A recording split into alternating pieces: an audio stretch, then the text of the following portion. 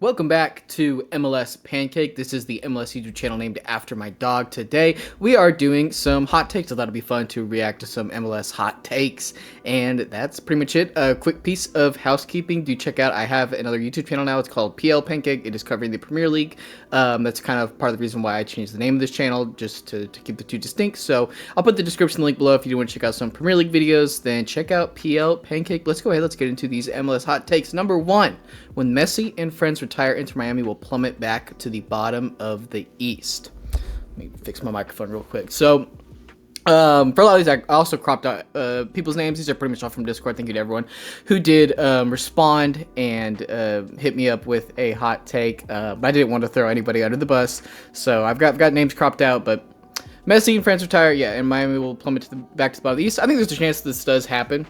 Although, if I would also say, my general feeling is probably not all the way to the bottom of the East. I mean, Miami do have the Beckham Bucks, and Inter Miami are a very high-profile team. I think they will be able to attract some new talent once all of the Barcelona boys do retire.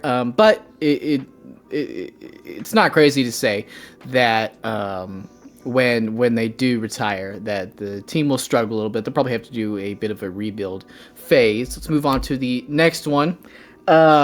Oh, and I love this take, by the way. Inter Miami will blow the Shield and go out in the first round to the Union. So, I don't think they're going to blow the Shield. I do think they're going to win the Shield. But if they aren't able to stay healthy, I could totally see them getting knocked out really early in the playoffs. It kind of just feels right to me, like in my gut, that statement feels right. The feeling is there. I think this is totally possible. I really like this take. I think for a hot take to be really good, it has to be like a little bit wrong, or sometimes a lot of it wrong. Even like you can't say hot take and it be something agreeable. It's gotta be, it's gotta be a little bit spicy. Let's see, what do we got? Diego Chara has had the best MLS career of all time. No. He hasn't. I think this one might have been kind of in jest, except maybe Ramondo. I would put Ramondo kind of up there. I mean, Ramondo's one of the greatest MLS goalkeepers of all time. Easy. But I think Donovan, obviously, has the best. I know Char's been around the league forever. I was about to say nobody can beat Donovan's longevity, but I'm pretty sure Donovan won like 6 MLS titles. He has the MVP. You can't beat that. You can't compete with that. But Diego Chara, I do think, is underrated a little bit in the grand scheme of like greatest ever. Like Diego Chara is one of the great players that we've had in this league, but greatest career of all time, I don't think so. It's wild that Donovan only won MVP once. I agree.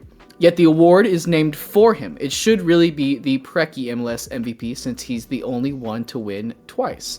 I kind of agree with this. I don't know what year the MVP award was renamed. I do think it's wild that Preki's the only player to have won it more than once. It's crazy that we haven't really had a repeat winner. Preki was amazing. I think he's still in the league, right? I'm not 100%, but I'm pretty sure he coaches for the Sounders as well.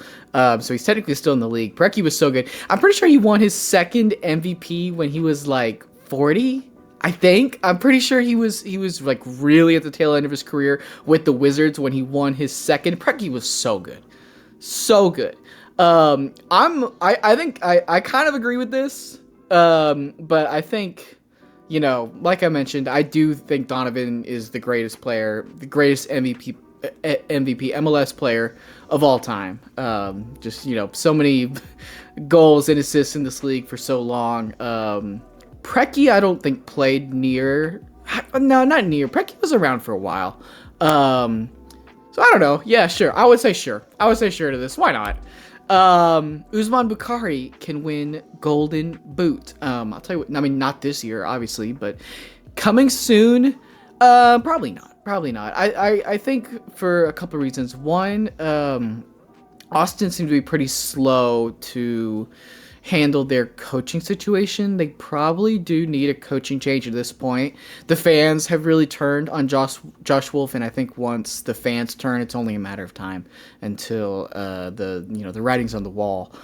And I don't think anyone is winning Golden Boot under Josh Wolf. I say that, and did Driussi not win it like 2 or 3 years ago, or 2 years ago? So it's actually it's not impossible. It's not impossible. I do love Usman Bukhari. I made that whole video about him. I'm very high on Bukhari. He's probably not going to win Golden Boot, but I do think he's going to be very, very good. Nashville will be one of the hottest teams in the league after Leagues Cup and will make the playoffs. I like this take a lot, because I don't really agree with it. That means it's a good hot take. I think BJ Callahan is going to be so dang interesting coaching Nashville. We don't really have a ton to go off of with him for how he's going to coach at the club level. I mean, just going off of what he did for his very short stint in charge of the USMNT, he plays aggressive attacking soccer, which is the opposite of what Nashville have been doing. I think in general, I do think BJ Callahan is a really good hire, and I think he's going to do a good job, but I think it's going to take some time, and I also the main reason I disagree with this is I don't think Nashville have the roster. I think they really need to rebuild a lot of their team. They're just not set up right. So I don't think so, but I do think they will improve. I mean, there's nowhere to go but up, but I don't see them making the playoffs. But if they did, then you heard it here first, from I don't even remember who sent this one in, from this Discord user. Definitely check out the MLS Fantasy Boss Discord, by the way. That's where most of these are from. It's the best place, in my opinion, to talk MLS stuff online, period. Forget fantasy. It is a really wonderful community. We've got this one. This was posted on Twitter, so I've got the user here. It is MLS Moves. Diego Gomez is a very good player. He struggled last year when he came to MLS because it was a new league halfway through the season, and he was only 20 years old. He's arguably been wrong there. Their best player this year, and he will translate nicely to the EPL Gomez over Almada. So I did respond to this tweet kind of meanly. In hindsight, I'm not really proud of it, of what I said, but I don't agree with this at all. I think anybody with eyes could say that Almada is better than Gomez. It's just, I mean, he just is, you know. But I do think Diego Gomez is very good. I think he's a very, very shrewd piece of business for Brighton picking him up. I will say, to Mr. Moves' credit, I went on to FBref expecting there to be a pretty significant difference in their scouting reports, and it wasn't as stark as I expected it to be. So in MLS Moves defense, these aren't crazy different. So a couple things you can see with Almada is he doesn't do any work off the ball. And he doesn't really get into the penalty box either. One thing from Diego Gomez, I'm not surprised that this is reflected in the scouting report at all, is he's not a very good passer. He just isn't a very good passer. I've noticed that, and it is reflected in the stats. He's a lot better off the ball. I mean, Miami do press a little bit more. A lot of people don't realize how much Miami actually do press. You wouldn't necessarily expect them to be a pressing team, but they have been for a lot of this year. Gomez is a lot better defensively than Thiago Almada is. I think physically he's a little bit better, but I mean, Thiago Almada can just take over games, and Diego Gomez, he just isn't that guy. He just isn't that player. He has scored 3 goals and contributed 2 assists this season. Thiago Almada has scored 6 times, contributed 1 assist off of 5.7 XG. Diego Gomez has an XG of only 1.3. I think that Thiago Almada is very much the better player. I just disagree for sure, but I don't think the difference is as crazy maybe as I initially thought. But no, I do not agree with this take. This one's one of my hottest takes. Oh, speaking of, I just hyped Almada up, and now I'm going the opposite direction, baby. One of my hottest takes is that Almada shouldn't go to Europe. I kind of think he'd flop. As you can see, I did say this a little while ago. I don't think I agree with this quite as much as when I did say it, but hear me out. Here's my reasoning, okay? And keep in mind what I said earlier. You have to, hot takes should be a little bit wrong. This is definitely, maybe even a lot of bit wrong. And Thiago Almada will be going to Europe before not too long, so we will be able to put this sucker to the test. If I'm wrong, then and anyone remembers, come back and ratio me. So here's why I think okay. So I think Thiago Almada is an excellent player. Like I just said, I really like Thiago Almada. He's really good. We're talking about Thiago Almada a lot this video. I think he's really good. But I don't think his game will quite translate to Europe, especially the Premier League. I could see him doing very well in Germany. I feel like the style of play there fits his style of play better than the Prem. I think if he goes to the Prem more specifically, I think he's going to struggle. He just profiles weird to me. I don't think he's physical enough to quite make it. I don't know. If he plays a 10, the 10 role for a team, I think he'll do all right. But I don't think he can really play on the wing that well. I just don't. And I feel like that's where he's going to end up. If that makes any sense. Maybe this is a little bit more of a gut feeling. But I just, it's just I don't know. I can't explain it fully. But I think he's going to struggle. That being said, I think he's a really good player. And if he does go to like Crystal Palace or whatever it is, I think he's good. I wouldn't be surprised if he kills it. Another one. From me, not quite as long ago, my hot take is Nancy. Wilfred Nancy is a really bad choice for the USMNT. I don't think he's right for the job at all. I've cooled off on this just a hair in that I don't think he's a really bad choice, but I don't think he's the right choice. Honestly, USMNT online discourse is awful. It's awful. People say the dumbest stuff all the time, and it's super toxic, so I'm not going to stick on this for too long. But I think Nancy is just much more suited to being a club coach. The way he plays to like focusing on the shorter game, not as direct, playing out the back, I don't really think suits this USMNT team all that much. And I just think he's a better club coach than he would be a national team coach. It's just not quite the same. His play is really intricate, and you can't necessarily coach that the same way at the national team level. It actually kind of needs to be more basic in a certain way, but that's why I said that. Pablo Mastroeni is a bad coach in every aspect besides the locker room. He got bailed out with a new coaching staff at the beginning of the season. RSL did change their coaching staff at the start of this year. I remember, did RSL, I think it was they got off to that slow start at the beginning of the season, I think. And then they had that coaching change. And I remember thinking that was going to be the end of their season, and then they just went off, and they've pretty much gone off since then. I don't know if Mastroeni... I like Pablo Mastroeni a lot. I'm pretty sure... I recently made the head coach ranking video. I'm pretty sure I put him in good coach, and I think that's overrating him, probably. I think I just want to like him because I want to like this RSL team this year. I think they're a lot of fun and very entertaining. And I really want Pablo Mastroeni to bring back his mustache. He used to have a rockin' mustache. He's got to bring that back. I would rate him so much higher if he had a cool mustache. I wouldn't say he's a bad coach. He didn't do a very good job in Colorado. I mean, that's for sure. Tactically, RSL have been pretty solid this season. They definitely are a bit more of a vibes team, but you know, that comes from a lot of coaching. I'm not sure. I don't think he's a bad coach. But do I at least overrate him? I think probably. So that would be my response. Berkey is the only reason St. Louis aren't lower than the San Jose Earthquakes. I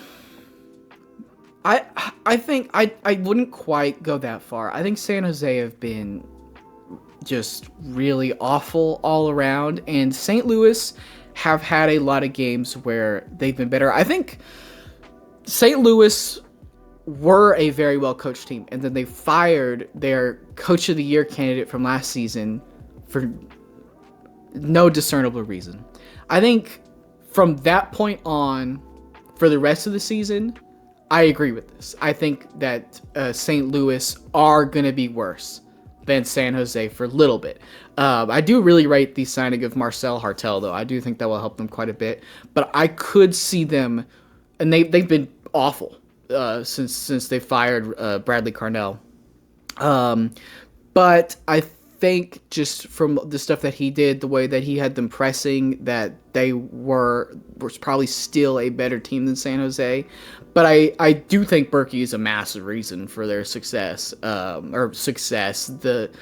massive reason for things not being worse for them this year. But I wouldn't quite say lower than San Jose. Sorry to Earthquakes fans, but San Jose right now is kind of rock bottom in the league. Here's another one from Twitter. Hot take apparently, but MLS fans should enjoy Messi playing in MLS regardless of what happens on the pitch. Instead of reflecting on whether it makes the league look good or bad, I'll settle the argument every single line MLS because Messi makes the league better, period. I actually agree with this wholeheartedly. A lot of the Messi's because of all the commercials, is a little overexposed, and all the pundits and commentators won't shut up about Messi. I think that's what can make it annoying that he's here. But I've watched a lot of Miami games this year, and just to enjoy watching Messi. And I think it's super enjoyable watching him play, and I do wish more people would maybe chill a little bit and just appreciate it, because it is so fun watching him play. I've said this before, but watching Messi play in MLS is like those NBA videos back in the day where Kyrie Irving and whoever else would dress up as older people and then just like smoke random pickup games. That's what Messi's like in this league sometimes. I think it's really fun watching him play, and I do think we should just enjoy it while it lasts.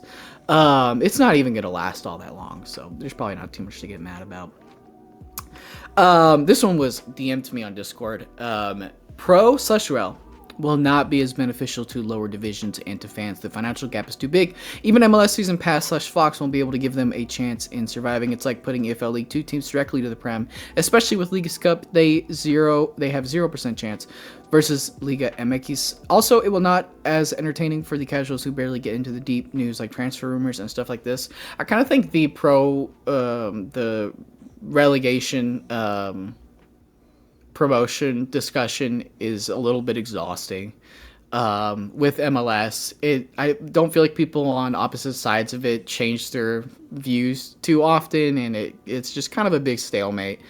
I would say personally, like, I don't even know necessarily where I stand on it. I'm probably somewhere in the middle. I really don't know if it would be good for the league or not. I think the first things first is we gotta fix like the playoff system. I think the playoffs are a mess right now. The schedule is not great either right now. There's all sorts of weird stuff going on. Like, I think it's weird that we just take a month break in the middle of the season to do Leagues Cup. I don't understand the scheduling, and there's so many. I mean, it's also just game time stuff. I think there's so much more to get figured out before we talk about promotion and relegation. I do think it could be good because you do get some bad products from teams down at the bottom of the league who have nothing to play for. But if the playoffs were better, I don't think it would be as big of a deal. If the playoffs setup were better, so I don't know. I don't know is my response. I'm pretty sure this is the last one. Okay, here's my yapping session. This one wasn't sent as part of this. This was in an unrelated conversation, and I just wanted to toss it in. Here's my yapping session. Morgan, as in Lewis Morgan, best finisher in the MLS. He's not. I looked it up. He is in the top 2/3 finishers in Major League Soccer. He has had a very good season. He's a very good finisher. The user sent this also pointed out how good he is with both his feet, which is 100% true. Lewis Morgan's having an amazing season. Amazing season. He's a great player. The best finisher in the league. I think I couldn't find, at least statistically, who is technically the best. But just going off, what I've watched this league and also some statistics, he's in the 94th percentile of finishers in Major League Soccer. I think Brian White is the best finisher in the league. I think he's crazy clinical. If you think someone's better, hit me up. Put a comment down below, because I'm open to changing my mind.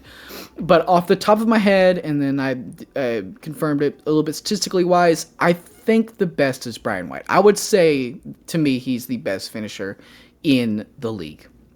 But that is going to do it for Hot Takes. That's going to do it for the video today. If you did enjoy the video, please feel free to like, comment, and subscribe. Let me know if you agree or disagree with any of these takes, or if you have hot takes of your own.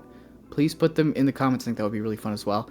Thank y'all so much for watching. Check out Pancake PL or PL Pancake if you do like the Premier League, and I'll talk to y'all again very soon. Oh, and Pancake is right next to me. She's taking a nap. We're gonna cut to her right now. Pancake, Pancake, she's awake. She's awake. What's up, Cake? What up, dog?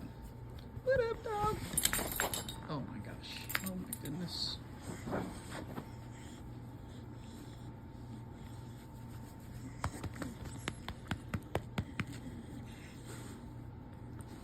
Why are you hitting yourself? Sorry, Pancake. Oh, man.